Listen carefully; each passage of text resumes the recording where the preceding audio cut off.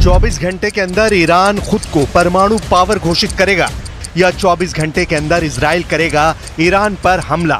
घड़ी टिक टिक करने लगी है। 24 घंटों के अंदर ईरान बन जाएगा न्यूक्लियर पावर या 24 घंटों के अंदर इजराइल दिखाएगा अपनी अटैक पावर। दोनों के पास हैं 24 घंटे जो इस बात को फाइनल कर देंगे कि अब विश्व युद्ध होगा या फिर परमाणु युद्ध।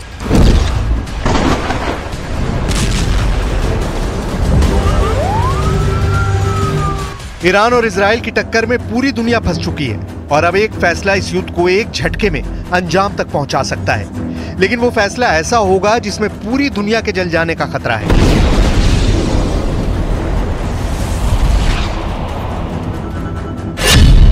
अमेरिका की मीडिया से लेकर दुनिया के कई हिस्सों में अब ऐसी खबरें छप रही हैं कि ईरान ने बहुत खुफिया तरीके से परमाणु परीक्षण कर लिया है। ईरान में भूकंप की खबर ने अटकलें बढ़ा दी हैं कि ईरान का एटम बम तैयार है और यही वजह है कि इजराइल अब खौफ में है। खबर यह है कि ईरान के सिमनान प्रांत में 5 अक्टूबर को जलजला आया। रिक्टर स्केल पर तीव्रता 4.5 मापी गई। इस भूकंप का एपिसेंटर ईरान के एक परमाणु प्लांट के करीब 10 किलोमीटर नीचे बताया जा रहा है। इस तरह के झटके अमूमन भूकंप में महसूस किए जाते हैं, लेकिन अब ईरान में अंडरग्राउंड परमाणु परीक्षण होने का शक किया जा रहा है। اسلام ایران خواهان افزایش تنش نیست، خواهان جنگ نیست. اگرچه ما از جنگ نمیترسیم، همه جور آمادگی کامل داریم. اگر میخواهند اراده ما رو امتحان بکنند، همونطور که اینجا عرض کردم، میتونن این کار رو انجام بدن. 1 अक्टूबर को ईरान ने इजराइल पर 200 बैलिस्टिक मिसाइलों से हमला किया। 4 अक्टूबर को ईरान के सुप्रीम लीडर ने जुमे की नमाज पढ़ाकर बता दिया कि ईरान इजराइल के जवाबी हमले पर फिर से तेल अवीव को झकझोरने के लिए तैयार है। 5 अक्टूबर को ईरान में भूकंप आता है और फिर इस भूकंप में परमाणु परीक्षण की थ्योरी वायरल हो जाती है। ऐसा इसलिए क्योंकि इजराइल की तरफ से ईरान के जिन ठिकानों को टारगेट बनाने की तैयारी की गई है उसमें ईरान के परमाणु अड्डे भी हैं और ये ईरान से ज्यादा अमेरिका के लिए बड़ी फिक्र की बात है, क्योंकि उसे खतरा है कि ऐसे हमले पूरी दुनिया को विश्व युद्ध में झोंक सकते हैं।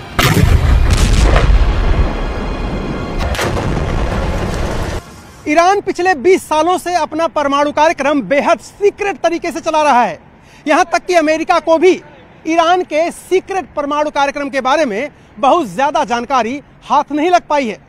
हालांकि 2023 में अमेरिका की न्यूज एजेंसी एसोसिएटेड प्रेस ने यह दावा किया कि ईरान ने अपना परमाणु प्लांट जमीन के इतना नीचे बनाया है कि अमेरिका की कोई भी मिसाइल उसे भेद नहीं सकती है। इस रिपोर्ट में दावा किया गया है कि ईरान तेहरान से करीब 225 किलोमीटर दूर नतांज न्यूक्लियर प्लांट के पास पहाड़ों में सुरंगें बना रहा है। ये सुरंगें जमीन में 260 से 328 फीट तक गहरी हैं, यानी यहां अमेरिका का कोई बंकर बस्टर बम भी काम नहीं करेगा। यूरोप के भी कई देशों की इंटेलिजेंस रिपोर्ट कह चुकी है कि ईरान परमाणु बम बनाने के इतने करीब पहुंच चुका है कि बहुत जल्द वो अपना पहला परमाणु बम टेस्ट भी कर सकता है।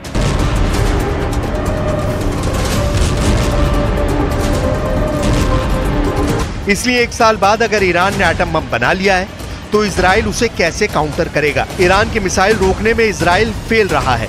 उसके एरो मिसाइल डिफेंस सिस्टम भी ईरान के मिसाइल के खिलाफ फूल प्रूफ सिस्टम की तरह काम नहीं कर पाए। इसलिए अगर ईरान ऐलान करता है कि उसने परमाणु बम बना लिया है तो समझ लीजिए कि पूरे इजराइल में परमाणु बम का सायरन बजने लगेगा, चाहे वो राजधानी तेल अवीव हो या फिर हाइफा या फिर कोई और इजरायली शहर। मैं इस वक्त इजराइल के तेल अवीव में हूं और यहां के लोगों में हमास के छोटे रॉकेट से ज्यादा डर ईरान की बड़ी मिसाइलों का रहता है। वैसे तो इजराइल का एयर डिफेंस सिस्टम 24 घंटे अलर्ट मोड पे रहता है और इजराइल की तरफ आने वाले हर ड्रोन को, हर मिसाइल को और हर रॉकेट को इंटरसेप्ट करके आसमान में ही खत्म कर देता है। लेकिन फिर भी यहां के लोगों के मन में एक सवाल हमेशा गूंजता रहता है कि अगर हमला 1 अक्टूबर से बड़ा हुआ तो क्या होगा। ईरान के परमाणु ठिकानों को लेकर IAEA यानी अंतर्राष्ट्रीय परमाणु ऊर्जा एजेंसी की एक सीक्रेट रिपोर्ट पहले ही इजराइल और अमेरिका को बहुत ज्यादा डरा चुकी है। IAEA की सीक्रेट रिपोर्ट में दावा किया गया है कि ईरान ने 60% तक संवर्धित यूरेनियम इकट्ठा कर लिया है इसीलिए कहा जा रहा है कि बहुत जल्दी ईरान इससे 3 एटम बम बना सकता है। ईरान का यूरेनियम का स्टॉक 6 किलो 700 ग्राम से बढ़कर 128 किलो तक पहुंच गया है। एक परमाणु बम बनाने के लिए यूरेनियम का 90% तक संवर्धन करना जरूरी है और दावा किया जा रहा है कि ईरान ने 60% तक संवर्धन कर लिया है।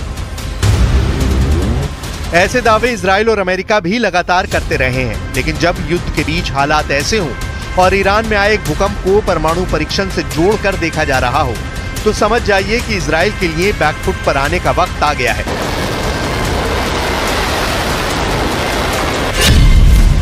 अब परमाणु बम को लेकर ईरान वाले खतरे ने इजराइल और अमेरिका का डर वाला मीटर रेड लेवल पर चला गया है। इस कांटे पर इतना प्रेशर है कि ये कभी भी वर्ल्ड वॉर बनकर टूट सकता है।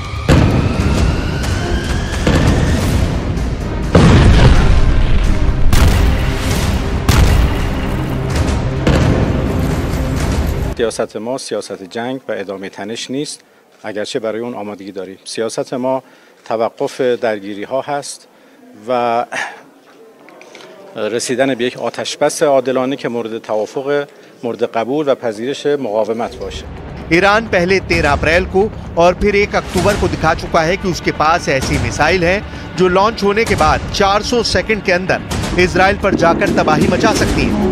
ऐसे में ईरान का एटम बम या कहें कि उसके तमाम परमाणु ठिकाने फौरन तबाह कर दिए जाएं, यही इजराइल का फोकस होगा।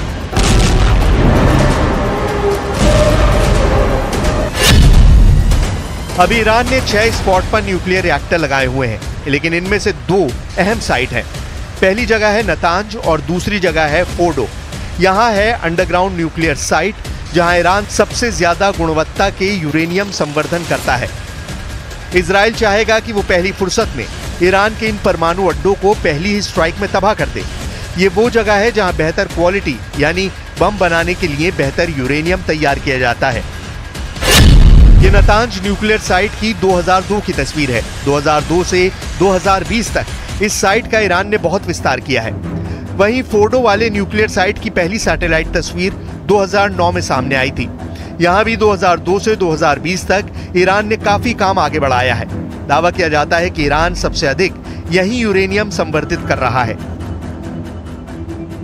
अब तक ईरान की नीति साफ है कि वो परमाणु बम नहीं बनाएगा। सुप्रीम लीडर अली खामनेई भी इसे बार बार दोहरा चुके हैं, लेकिन अब हालात अलग है। अब दुश्मन सामने है और खतरा ईरान के परमाणु अड्डों को भी है।